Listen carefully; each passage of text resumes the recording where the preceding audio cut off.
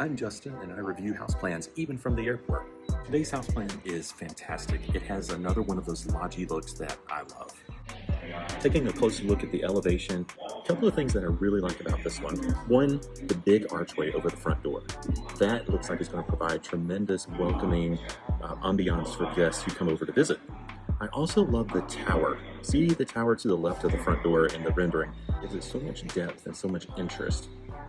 The cedar siding, it has its place. I think if you were building this in the desert Southwest or maybe even in the southeastern United States, you might switch that up and do something a bit lighter, but the stone is universal. In Texas, you could do a limestone. In Georgia, you could do a granite, or in Virginia, a bluestone, and it would look fantastic. I'm not a big fan of the short windows that you see along the second floor. I'm still lean in towards more daylight than not. Let's take a look at the inside and the actual floor plan you would experience living inside of this house. All right, the front porch is obviously a lot larger than it would look from the front rendering.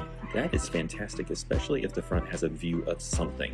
Foyer is great. I love that it opens into the grand room with what looks like would be a huge fireplace, and the windows go straight back to the back of the house. Something I love in houses is when you can see straight through from the front to the rear of the home without obstruction. To the left, you have the giant dining room. I like that it's part of the living space because if you were having a party, you could set the dining room table up with all of the food and drinks that you would need, and it becomes sort of a second island in addition to a big dining room space. The kitchen, I do not like the shape of that island. That is not contemporary. I think that would be very taste specific, but that's a very, very easy fix to make with cabinetry. Love the adjacent porches out to the back of the kitchen though. So you see a couple of different porches with a couple of different styles. One of them has a fireplace, absolutely a win. Even if you live in a climate where a fireplace isn't used that often, they look awesome, and it's good to have it when you need it. To the right of the primary living space, you get into the powder room and adjacent coat closet. Great locations for both. You have the home office.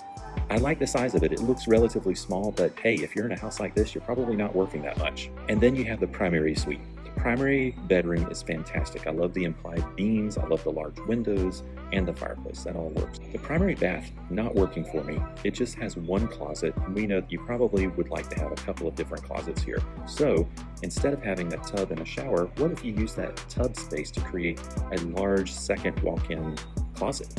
That would be great space for all of your gear, whether you live here alone or you have a spouse. And I love the proximity of the laundry room to the primary suite, even though it's not attached to the primary suite.